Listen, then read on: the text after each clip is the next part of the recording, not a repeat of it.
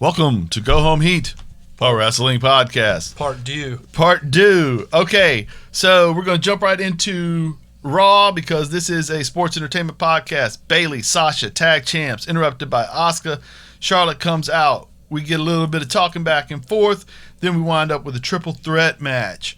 Iconics, Bayley, Sasha, Asuka, and Charlotte. We're setting up Charlotte later in the evening. Bayley and Sasha, this is a non-title match, so they're not going to want to be involved too much. We get a very good performance from the Iconics. Puts them over as being legitimate threats. Yes, we get Bayley and Billie Kay winds up, should have been pinned on aerial tactics, but Asuka tags herself into Charlotte's chagrin and gets the tap Asuka out. lock. Asuka lock tap out. What did you think about this? Thought it was a good match, good opener. Yes. I mean, really got things going. I mean, if you're tired of Charlotte, hope you're not, because there's a lot more. Charlotte is going to be the Universal Champion in 5 months. She's going to beat Seth Rollins in a triple threat match, and the internet is going to explode. Yes. Then she's going to get the U.S. title. Then she's going to slide into the Women's Tag Team Championship, and then she will probably get the men's title with Seth. Yes. Tag team titles. And so that way we can get her literally on every show. She'll be the belt collector, much in the way Austin Aries was. I like across. I think this is a brilliant. Things. I don't Yes. think anything could go wrong with that. Nope. Okay. Seth interrupts because they're going to interview Rey Mysterio next, and Saxon has to leave. Seth, Tom, and Joe are there. Seth wants Rey to understand what he's done for him. Rey is not happy. Rey goes straight heel here. He's going to attack. He calls Seth an SOB. He's going to attack Seth as soon as he's able to. Seth invites Rey and Dominic to come down and get that Closure, the understanding, extending the olive branch again to the man whose eye he's taken. Yes. Because he owes him that. He may have accidentally poked him in the eye with the olive branch the first time, but that was not really what he intended to Or do. shoved his head into the stairwell. Yes. One of those things happened. Dominic will be coming to the ring in a Who's Your Pappy t-shirt, I believe. Under the other shirt. Yes, because he's going to pull it off in the way that Mike Tyson pulled off the DX t-shirt after the WrestleMania I match. suspect he'll then hit the Three Amigos on his dad. And we're off and running. Yes. Speaking of off and running, at the end of this, the heels continue with their assault on the Monday Night Messiah as Aleister Black Straight jumps him. Seth doesn't let on that he's been attacked. This turns into a match, Aleister Black and Carrillo versus Theory and Murphy. Carrillo's perfect in these short Bursts. of highlighting his abilities. Yeah.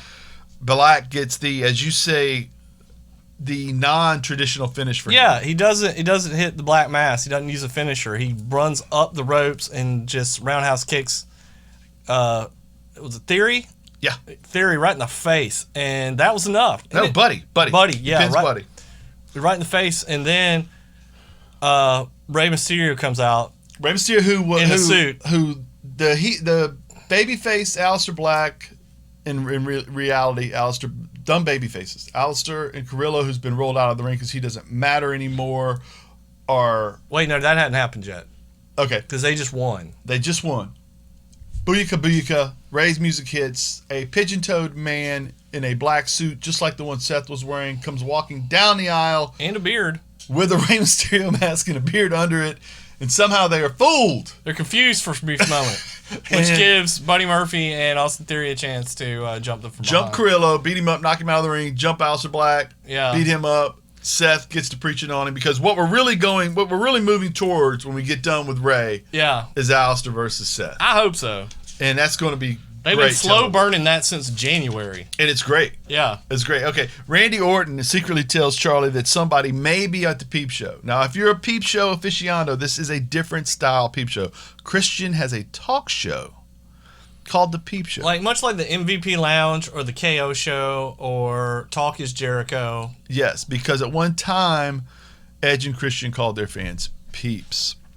Now, Christian does the Jedi mind trick, telling Edge that Psychs him up.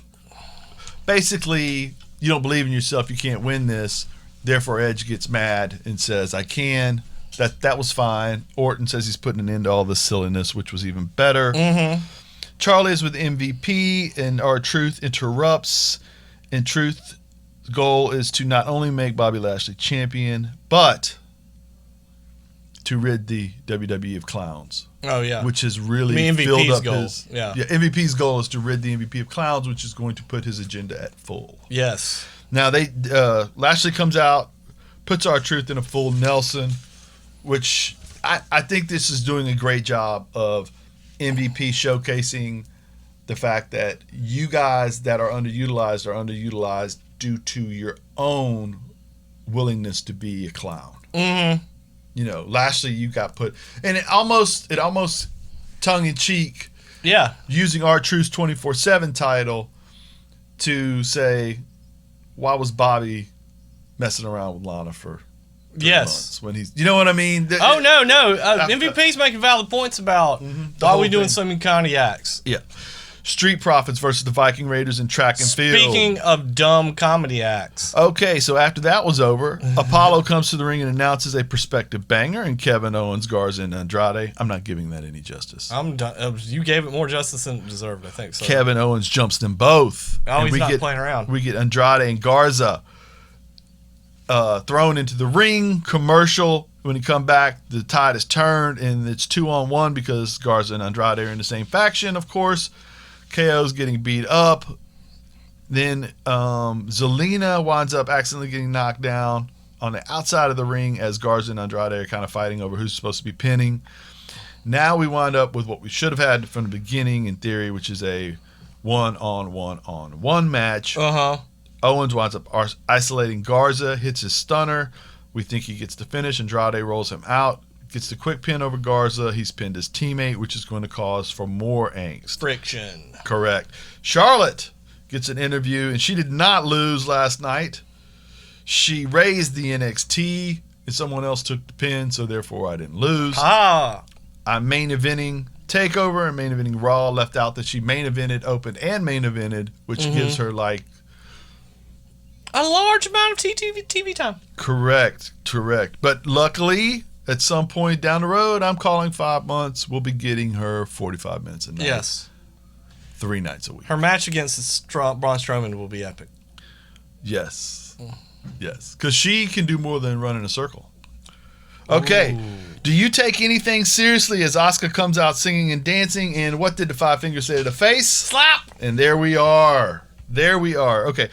Andrade and Garza are arguing backstage, and Zelina says out. She rushes to them out because they've got to figure out who they really are as a faction, and they do need to figure that out, but they are allowing them to figure that out in the ring for us, and I love watching them work, so I'm okay with this a little bit. Yeah. Kurt Angle says Edge will win. Kurt Angle believes so because he's been told that he's been in a lot of great matches. Yes, he's heard this.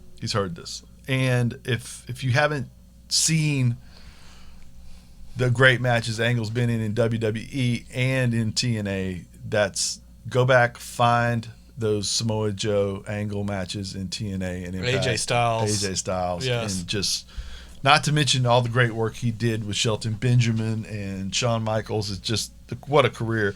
He thinks Edge will win. He's lying about that. No one thinks Edge is going to win. Nope. Drew isn't joking with the Viking Raiders yet, but he's going to throw a meat party for them. This whole segment happened. Yes. MVP Lounge. Drew interrupts. Talk less, Clay. More. Yes. Yes. This segment again. That's a George of the Jungle joke right there. I've got turkey legs helping for this whole thing. Whatever. We wound up getting a match eventually. Viking Raiders versus MVP and Lashley, and this was pretty good once they got to wrestling. And who won this match? Didn't Lashley win? Yeah, that's my point. I was asking that facetiously because you've made me watch Viking Raiders and the Street Profits argue about who was better for how many weeks now, and then they come out there and wrestle for the first time in like a month, and they lose to MVP and another. They lose to Bobby Lashley and a hanger-on and MVP at this point. And not only that, but the Street Profits Viking Raiders rivalry was a vicious rivalry. Yes. And after all this comedy, then we stick the Street Profits ringside and watch them cheer for their biggest rivals. Does that make any sense? None of it made sense. That was terrible booking. Okay. I don't know where that came from. It just didn't make any sense. I don't get it either, man. And so then we wind up with Ibar winds up slapping MVP after it's over, and he slaps another full Nelson on that guy, and he's holding it on too long, and that's when, you know, the fact that he claymored him over the top of Ibar's head was kind of impressive. That was very impressive. That was no joke impressive. And we got the title match coming, and that's good. It sets up the title match okay because you've made Lashley look strong every week, but it doesn't help with the tag title match at all. Well, are you saying that once again they've just taken their tag division and crapped all over it right before a pay-per-view? I didn't say that. You said it. I did say it. I'm not disagreeing with you. They do it constantly. Okay, so it can't be a coincidence. All right, so let's move on to something else. Asuka versus Charlotte. Sasha and Bayley on commentary, and this was fantastic. It was a great match, wasn't it? It was a clinic. Anytime you hear that they're going to wrestle each other, I recommend you find television. I recommend you watch it. Mm-hmm. There are people that are great at their jobs. Like if you watch Muhammad Ali box, mm-hmm. You know you're seeing greatness. If you watch Muhammad Ali fight Frazier, mm-hmm. It's different. Yes. You know what I mean? This is that. This is AJ, Kurt Angle. This is this is two greats of the business who in will their primes, be remembered forever. Continuing a rivalry that's going to go on and on. And it's one that women's wrestling, you will always say, well, maybe Rhea Ripley and Io can be Charlotte, Asuka. You'll compare everything to that at some point, right? It's a blueprint type thing. Now, it's just so good. So good. But they're not going to let us see the finish of this in a Nia clean Jax ruins way. everything. Correct. Nia comes out to ruin everything, and she distracts. Asuka winds up with the big boot for the win.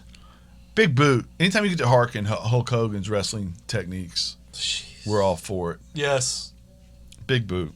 Okay, but so Charlotte wins. Worst big boot in the business. But it's not because Charlotte deserved to win. It was because Nia cheated, and so we've set up that match going on.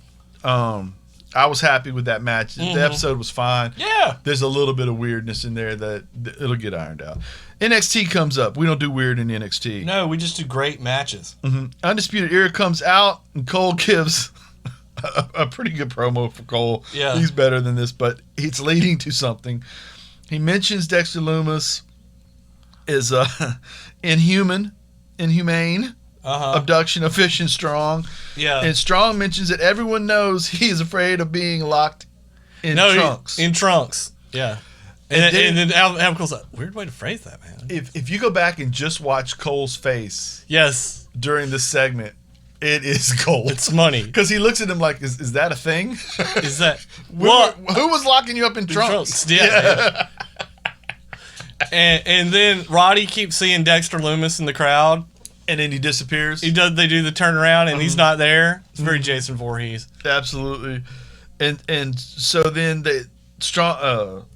Adam Cole is like, look, I'm going to take care of this for all of y'all. The segment's totally off the rails because Roddy can't stop looking for Lumis. And eventually, as they walk up the ramp, the rest of them have gone, and Lumis is looking at him, and he runs behind him like a little kid. No, he really is there. You don't have to think I'm crazy.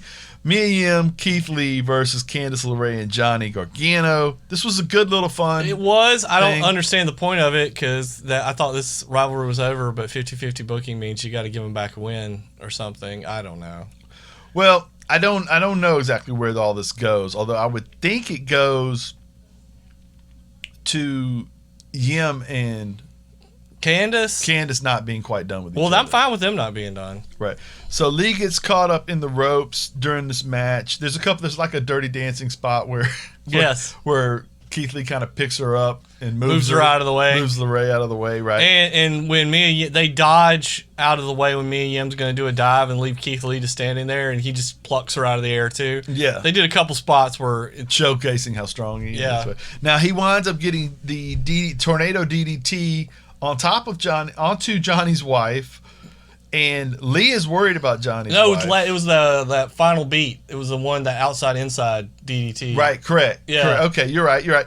And so, but that's onto the wife, and the wife is crushed underneath Lee's girth. And Lee gets up worried, whereas Johnny rolls Lee up and actually when he rolls Keith Lee up, Keith Lee winds up rolling her out of the ring. Almost doing like a fall-away slam on her. Yeah. and Johnny just drags her unconsciously up the rail. And kept putting her arms up. He was Weekend at burning her. He kept putting her arms up. Like, yeah! It was great. Weekend at burning her. Awesome. Damian Priest, post-match recorded interview, says facing Finn wasn't necessarily about winning and losing, which is something you should say when you lose. Yes. But he's not wrong. And he says, it's about my name living forever. That match was spectacular, so he did a good job. And he's got a point. And then we kind of are seeing what's Finn's role really in NXT. Uh-huh. He's building stars. Yeah, giving people the rub. Correct. And even, he loses to him, he wins. He loses, he wins. Doesn't matter. He's still making you a star. He did it with Dragunov at that takeover in UK. You didn't know who he was. The guy walks out there, tears down the house with Finn Balor. Yeah. And next time you see his name, you want to watch. I want to watch that dude. Damian Priest, I got my eye on him now. Before, I was kind of wondering. He'd been in some things with the triple threat, but he hadn't been in there and done it with just one other guy. Yeah. So you put him in there with the best. And he does a great job.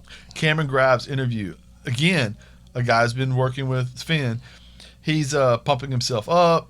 Priest calls, I'm not a loser like that Damian Priest dude. I'm going to get the job done. Priest comes over and drops him with an elbow in a spectacular stomach cutout Randy Rhoads Ozzy Osbourne beautiful t-shirt. It was amazing. The one where Ozzy's picked up Randy kind of onto his shoulder as Randy's playing the solo. Yeah, it's great. If you're old, you'll like it. There's an album cover out there too. If you just Google Randy Rhoads Ozzy, he said something hilarious too to him when he was on the ground. I can't remember exactly what it was, but it was funny. It's good. This whole thing was really good. And then we wind up with Malcolm Bivens and Indus Shear versus two guys.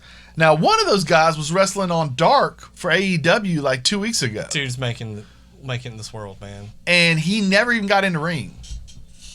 The other guy had like the barbells on his pants. Yes. That got in the ring. Yeah, they isolated him, and Lord have mercy, he got hurt. This was better for them. Yes, they didn't look as plotting. It was much quicker, correct. And when they hit the mat, they got their feet out of the way so that their whole body made the whole ring jump. Yeah. And it felt big. Yes, felt absolutely. Powerful. And the other guy that is wrestling in AEW, but probably not anymore because last episode of SmackDown, I think I saw him standing outside the ring as a fan. He had his trunks had a picture of Dwayne Johnson's dad, Rocky, on them. Weird. Yeah, it was. It was. Like, I'm 100% sure there's no connection besides... He just likes him. Right? I like to put men's pictures on my underwear, too. Sure. Okay. Who doesn't? Cameron Grimes tries to get out of his... We'll let that hang out there in the air. Cameron Grimes tries to get out of his match. Well, first he was trying to get out with some ladies, and then... Yeah, that happened later. Yeah, first he comes up to the ref, complains that his jaw's broke. Yeah. Yeah, and then right. And so then... They're trying to find him with the Zoom call from... You're bringing Mr. Regal with you. Regal. And Grimes is hitting on two young ladies backstage. And that's not going well either for him. But he says he's feeling great. And, of course, that means Regal's overheard that, which means, Sunshine, you better get ready. I love it when he says Sunshine. I do, too. It's just bad. It's awesome. And so he does need to get ready for his match with Finn coming up. A Breeze Fandango segment where they I liked this. Yes, they admitted they got lost in the fun, but they have to leave that at the ropes. And they mentioned that Fandango debuted match, 80,000 people. Mm-hmm. He beats Jericho. Mm-hmm. They left Jericho's name off, but we know he did. They mentioned that NXT didn't show any shots of the actual match either. Showed the entrance. Right, and actually, I remember Jericho wasn't happy with having to job to that guy. Right, because he told Vince he was willing to come back for Mania, but he didn't. After that, his agreement with him was, it's got to be something I like. Mm-hmm. You can't bring me back just to wrestle Fandango. And Fandango wasn't that good yet. I like Fandango now, but he was very green in that match, and it was pretty evident. Right. Jericho probably wasn't making him look as good as he could have either. Dude, you can only be so excited. Yes. He was probably almost a little embarrassed. Yes. Taker's coming out here and he's going to have a banger, and I'm wrestling Fandango. Yeah, correct. Was that in Orlando? Was that the? I think that's the one you went and saw, isn't it?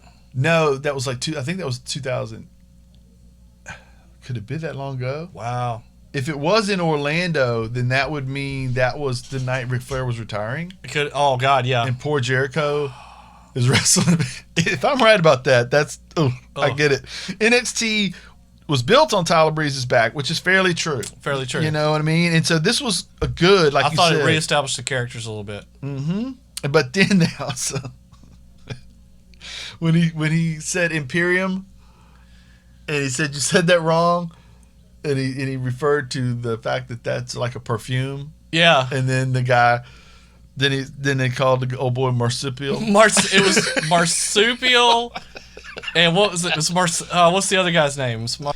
Fabio and Marsupial. Fabian Archer. And Marcel Bartel. Which Marcel Bartel is no better than Marsupial. No, it's not really. It's not.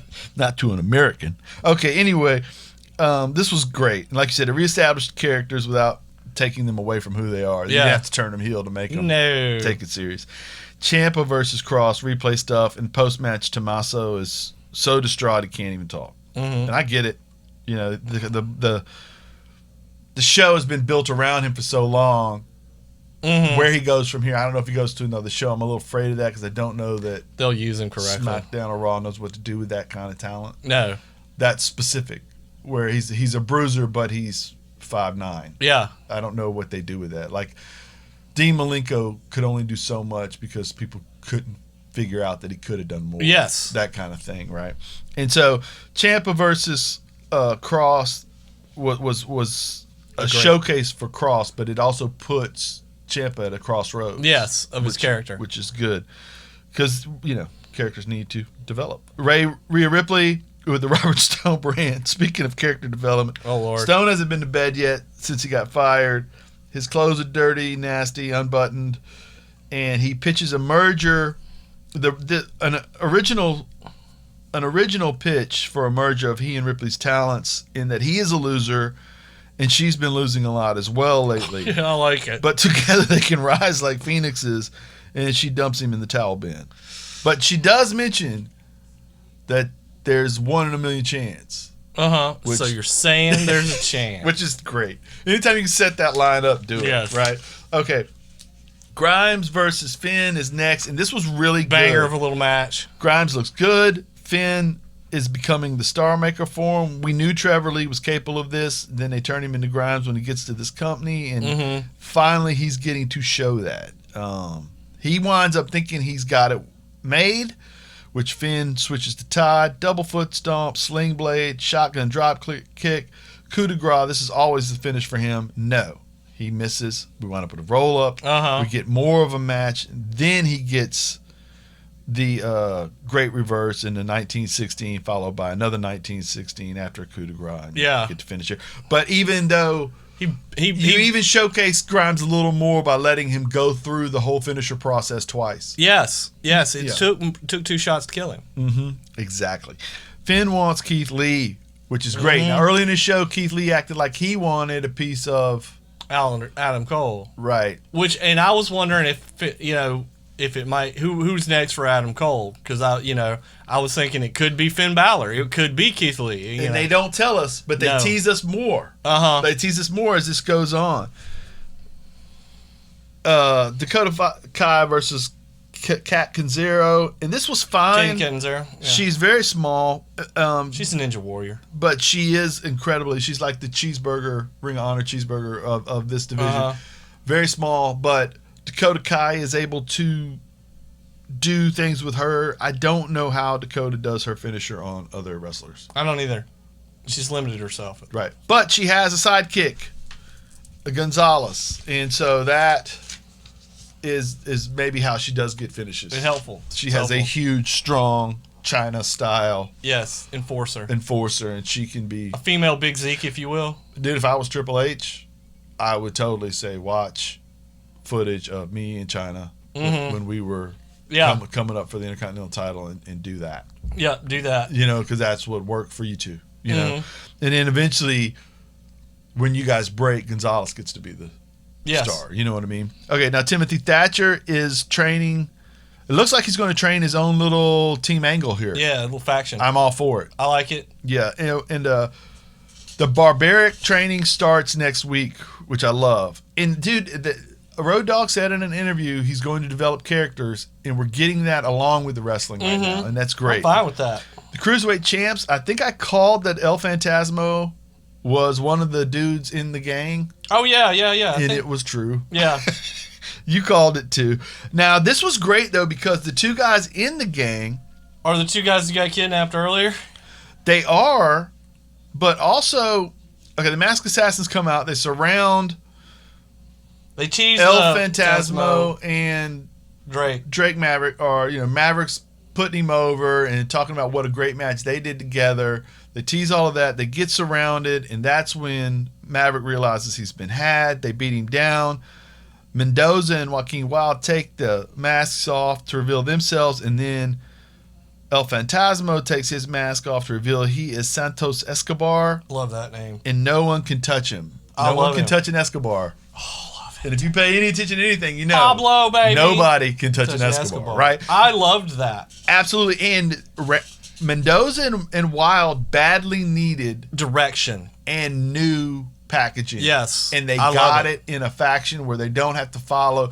They're following a guy that looks like he's going to be a star. He's not yet. Yeah. The faction can be shieldish in that it's all coming along together at one time.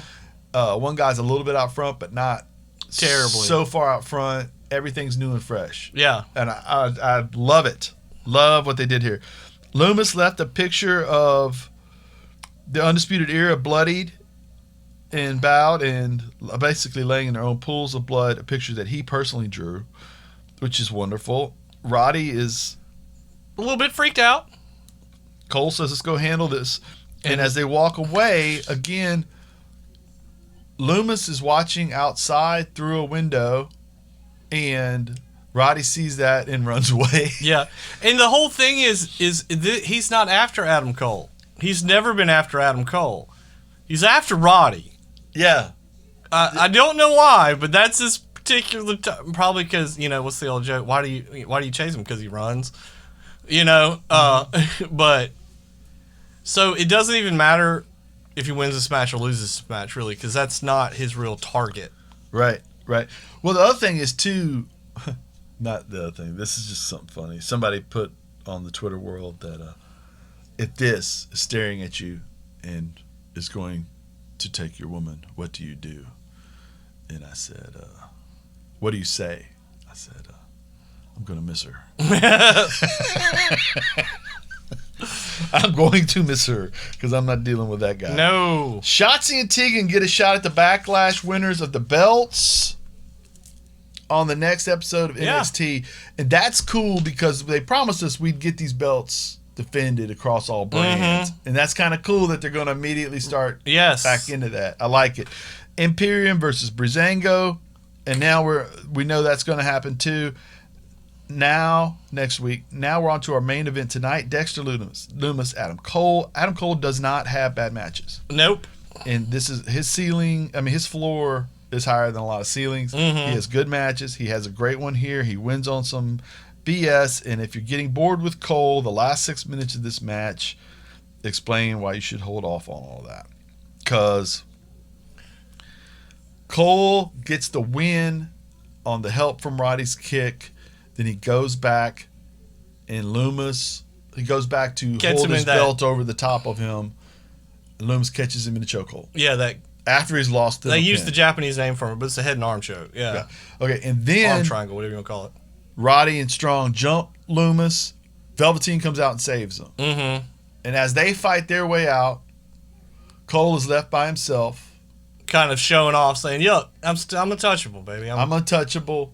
So we see now Keith Lee might want a piece of him. Loomis might still want a piece of him. Mm-hmm. Dream still might want a piece of him. But that's when the spotlight goes on Scarlett Bordeaux. Mm-hmm. And Cross.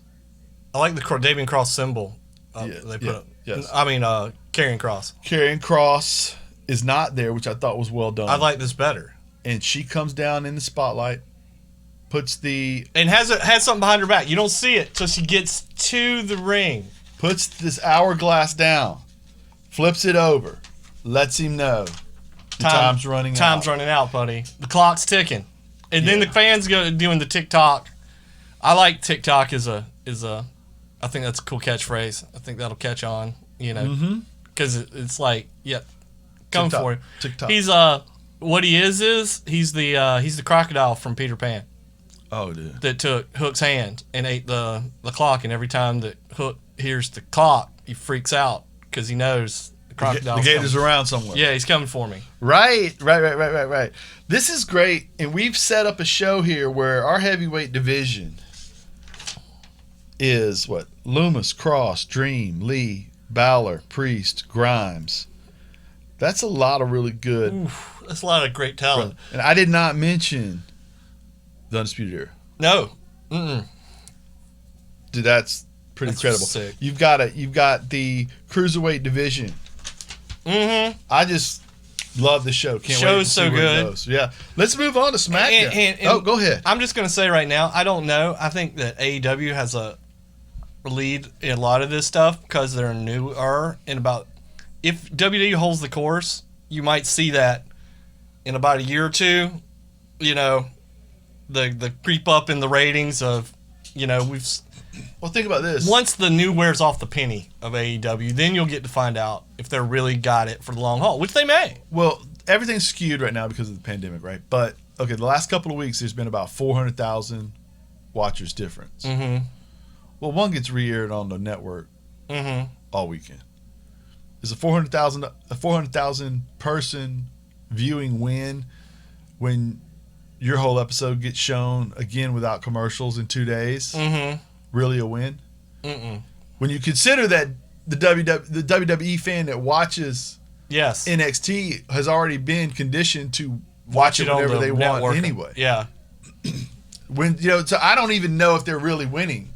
It feels like they are because they have a vocal fan base. Mm-hmm. And I like the AEW product. I'm not saying that at all. But I do feel like if it's that close, then it's just basically the same thing. Yeah, it's splitting. You're splitting hairs at that point. Right, and I do think, too, that this is completely personal preference. Mm-hmm. What AEW does is cool. I was worried when I heard Road Dogg say we're going to do character development. So far, it's been great. Yes. And as long as it's not decathlons and crap like that, Let's don't do dog food. Don't do dog food. Let's keep it right here. Yes. Because what I get when I watch your show is great wrestling matches. Uh-huh. And that's what I want to stay with. And I want you to give me a story so I'm invested in those girls. I love that. Let Jericho hit people with bags of oranges. If he'd have hit him with bag of onions, he'd kill him. Yes. But okay. On to SmackDown. SmackDown. Jeff Hardy and Sheamus contract signing with an odd area to walk into behind them. I totally called what that was as soon as I saw the doctor dude next to Sheamus. I was like, they're gonna make him take a pee test. Did you think when you saw all of that immediately Sheamus will wear that pee? I did not. I'm gonna be honest and say I was a step behind on that. I should have though. I should have known Vince McMahon. I should have known Bruce Pritchard, and I should have known that. I think that maybe you thought, like, there's certain things you think, well, your mind doesn't even go there because you're not going to stoop that low. Mm-hmm. And it's the rule of dog food. I'll tell they can get there. Yeah, I'll tell you when I realized that it might be possible was when it was a beer mug full of urine, supposedly. Like 2 pints. Like Jeff peed 2 pints in 9 seconds. And little personal disclosure here, I give like multiple UAs a week, like in my job. Yeah. That's kind of what I do. Yeah. Part of my job. And I have literally, that was like 3 weeks worth of pee right there in like 30 seconds. I was like, jeez. I was like, that's a lot of urine. Okay, so we're gonna just jump through this real quick. Well, Sheamus got jumped talk about by the urine. Yeah.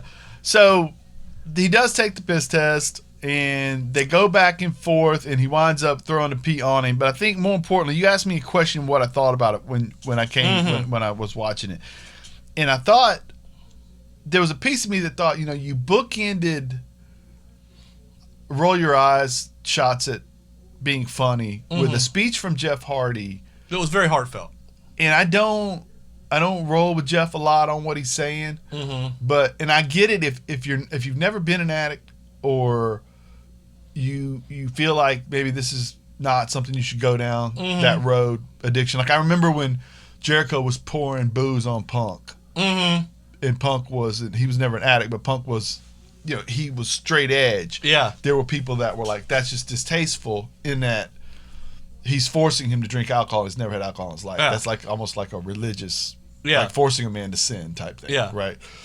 And I get that if that's where you want to go. But to me, sitting there as a person who has dealt with addiction and hearing a man talk about how, nobody believes I can do it. And knowing what that self-fulfilling prophecy and how you can view yourself in others' eyes and those things, it really kind of moved me in a way. And you kind of understand. I'll tell you just a quick story. When I quit drinking, I told the guys at work I quit drinking. And a person that's an alcoholic will do that periodically when they've had too much to drink. I did not know this. A couple of months, actually a year later, guy I worked with, buddy, said, "Man, we took bets on you," because he said it's been a year, and I was like, "Yeah, we took bets on when you'd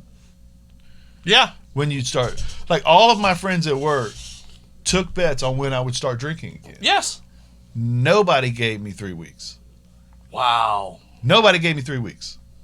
20 years later. 20 years later, man. Right. But the point is, and they weren't like, it wasn't vicious. No, it was just. I'll be honest with you, that's playing the odds. And that's yeah, exactly. And that's the thing that holds the addicts back. A lot of it is, again, because people are telling you, and even if they don't tell you to your face, they tell you through the way they treat you. They tell you the way they deal with you. Right. And you've had a history of failing. Yes, there's a reason for it. It's not like You've tried to be sober, and you can't. You tried to be sober, and you can't. And why would this time be different from the last time? You've done it a million times.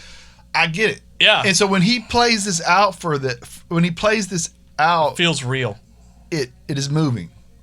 And then, of course, it can't be too moving, so he says, it's better, there's an old saying, it's better to be pissed off than pissed on. Yeah. And it is an old saying. Yeah, and I can't believe they bleeped, apparently you can say pissed off, but you can't say pissed on. It's good to know. I've learned something new I have a conspiracy theory on that. I believe that the WWE misses things that they think are sort of edgy the first time around on purpose, so that you think they're being edgy. Yeah, it's like putting the explicit lyrics, content on a CD back in the day. That's dating myself right there. Steven Tyler said that once Tipper Gore pushed that through, or Al, I guess would be the pusher, but once they got pushed through, Steven said you really just had to figure out a way to get cuss words into songs. Yes. He said because it was the best thing that ever happened to you. Because if you had explicit lyrics, you sold 100,000 more. Yeah, that's like Marilyn Manson. Yeah. Like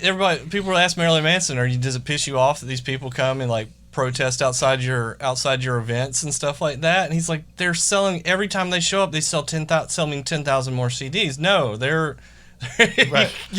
They're getting me a commercial on ABC News, NBC News at 6:00 on normal television. Yes, I can't get that. I can get on MTV. And there's nothing cooler to a kid than somebody your parents hate. Yeah, absolutely. And in the Tipper case, they went around and put "My Parents Hate" stickers. Yes. On every record in the store. And then the coolest T-shirt you could have then was like the black and white explicit lyrics T-shirt. Yes. Right. They made T-shirts. The crowd chanted, "You got pissed on." Pretty good. Yeah. Clap, clap, clap. Okay. Sheamus is obviously furious, but then we get a match as They leave. They're going to check the pee test later. Did anybody clean up all that urine in the ring? Because you got to think everybody else everybody that night had to. Did you think about that? Because I just did. Everybody had to wrestle in Jeff Hardy's urine for the rest of the night. First of all, it's apple do you juice. think that Vince was like, no, Jeff, you stay backstage and you keep drinking liquid and you keep peeing? Well, did you see the color of that pee? There was no liquid in that. Yeah. that was straight. Apple Coming from a juice. professional, I have seen apple juice, and that is apple juice. Okay. I had a guy hit me with lemonade one time. Oh, it's classic, dude. good that it was lemonade. Yes. No, he didn't throw it on me. I mean, he put it in, like, the lemonade was what was in the cup, and it was the color of. I was like, really? You think I was? Woo! New Day versus Cesaro and Shinsuke. This should be great. It was. This match was so good. It was so good. And then the kicker closer is Kofi goes for his frog splash, and Shinsuke, who's upright, falls as Kofi is falling, and he puts his left knee up in order to help him get a roll up. Yes. As he hits the belly of Kofi, and it was done so well. If it had been 2 knees, he couldn't have done it. No. If it had been on the ground, it wouldn't have shown how clever It was Shinsuke was. almost it was perfect. like in early UFC and a lot of you'd see guys jump guard. Yeah. Which means they pull the guy down on top of him so that because they were much more comfortable. That's there. exactly what it was. It was a pulling an aerial guard there. He just pulled him in and then I'm better at this and then he flipped him over. It's like I got you now. 1, 2, 3. It was good. Perfect. It was so good. And I think they're getting a title shot, which is great. And I would like to see them go that route. It would be, hey, Cesaro and Shinsuke, if you say, go out there and give us good tag matches, they're smart enough. They can figure out ways to make that work. Oh, look at that match. They were already having, good chemistry. There was cohesiveness. Yes. Right. Setting up moves for each other so it looks faster. It was just well done. Absolutely. Now, we'll get to the good stuff. Otis is blindfolded, and he's going to work on his senses. Tucker rings a bell for him, and he can hear it, which is important. He puts 3 huge burger patties underneath Otis's nose, and he smells them. Yes. Then Mandy kisses Otis. Otis is blindfolded, so he doesn't know it's Mandy, and he mentions to Tuck that I appreciate the motivation, but yes. Then he finds out it's actually his girlfriend, which worked out, and we move on as they'll be tagging with Braun later in the evening, and that's going to be something. Jeff and Sheamus are fighting backstage. Jamie Nobles grabs Jeff, and Devon Dudley grabs Sheamus, which was probably the right route to go. Yes, don't mess with Devon. It's Intercontinental title time. AJ Styles versus Daniel Bryan, and the two of the best wrestlers in the world go out and give you the match that you know they can. Yes. And you know that Edge and Orton will not. I'm sorry. But and Ray pointed it out. Ray made the good point that the reason that show was on Friday night, that match was on Friday night, is because if you put it on the pay-per-view, it's way too obvious. It's not the greatest. Because that was spectacular. Daniel Bryan looks better and better and better to me. He's like, I said it when I watched it. There was a lot of Zack Sabre Jr. transitioned, quick move, and he's done that stuff before, but he's never linked it as well as he was doing last night with AJ in that match, where he was going from these weird variant holds and all these different variations off of stuff that were back to what slick. we were talking about with Angle.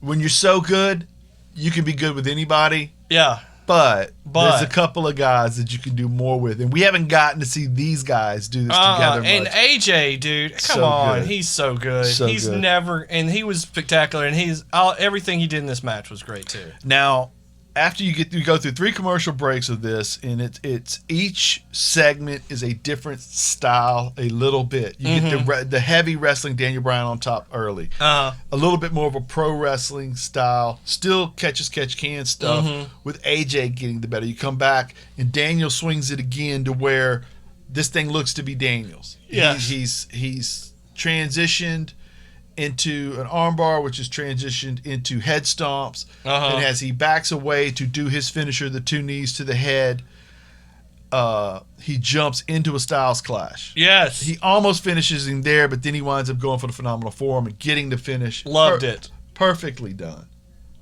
Perfectly done.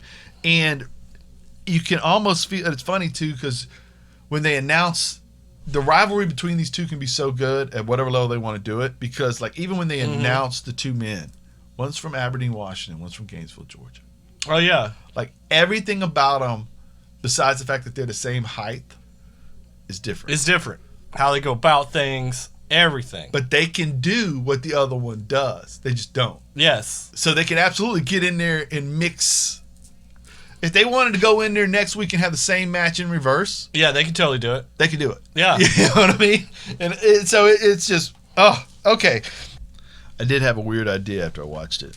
And I thought, let's get Sammy back in town. And let's put Sammy, Drew Gulak, Daniel Bryan, Shinsuke, and Cesaro in a faction together. Call them the Grapplers.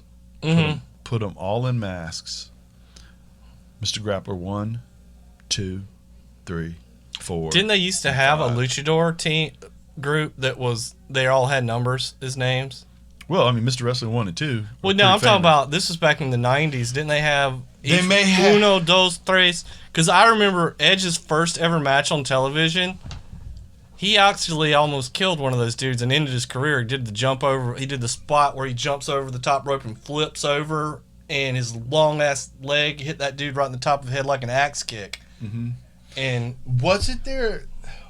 What happened when Edge and Christian dressed up like wrestlers? Like they were the luchadors? conquistadors. Yes. That was great. Go watch some of that stuff if you need to see some greatness. Okay. The conquistadors. Dude, but we are not the conquistadors. Remember they were pretending they weren't them? yeah. Well, that's what I'm saying with these guys. Have them Yes. come out and then like have Sammy not change his voice or Yes. it's just, I'm not Sammy. I am El Generico Jr. Come on. And then Shinsuke be like, I'm not Shinsuke. No. Or Cesaro says that's Cesaro with their thick Yes. accent. Dude, I'm all for it. I'm all for this. Fantasy booking. You can have that, guys. Becky and Sasha come out and they're throwing a party for themselves, which people should always do if you can.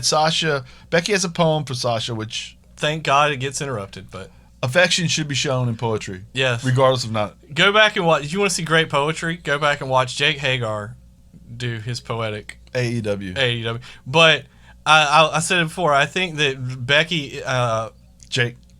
not Becky, Bailey is channeling her inner Vicky Guerrero for her heel work, and I like it. I like Good it a call lot. on that too, because I was wondering where because something was reminding me of something else. Yes. And especially in this promo. The tone, Yes. the gratingness.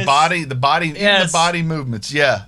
Okay, so this was good. Iconics interrupt after Bliss and That Nick is not an interrupt. insult, by the way. Vicky Guerrero is one of the greatest Heels. for a heel who never wrestled. Yeah. She is one of the best ever. She got it right She away. got and she heat, kept buddy. it. Right. The Bliss and Nikki interrupt, and then of course Iconics interrupt, and Iconics point out that they've Beaten each of them recently. and then say turn around, bang, we get a little fight, and they run to the back for higher ground, and we're going to get this match at Backlash with these three in a tag match, and it should be very, very good. Kayla is mad at Dolph Miz, and then they're going Miz to and Morrison mostly because they slimed her. yes, but they point out that it was to her advantage because now everybody's talking about about her, so she's welcome. Yes. And she tries to be professional, to which they won't. And No. they say, watch our music video. Which I feel so cheated. It's not fair. It's not fair because it had this opening that was very, I don't know, what I think it was more Mr. a little bit.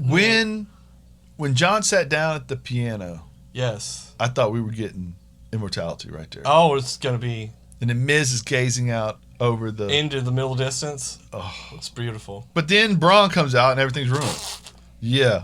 So Braun train. Woo woo! I'm going to run around in a circle around the ring. Because he's on the rails. Yes. If you have a champion that's off the rails, whatever. Yes. We got one that's on the rails. Never before. He's huge. He's huge. You've never seen anybody promote an on the rails champion. He before. runs in a straight line and doesn't take turns very well. Everything he does is in a straight line, Yes.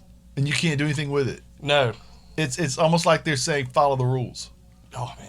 This is how we do it. That's how we do it.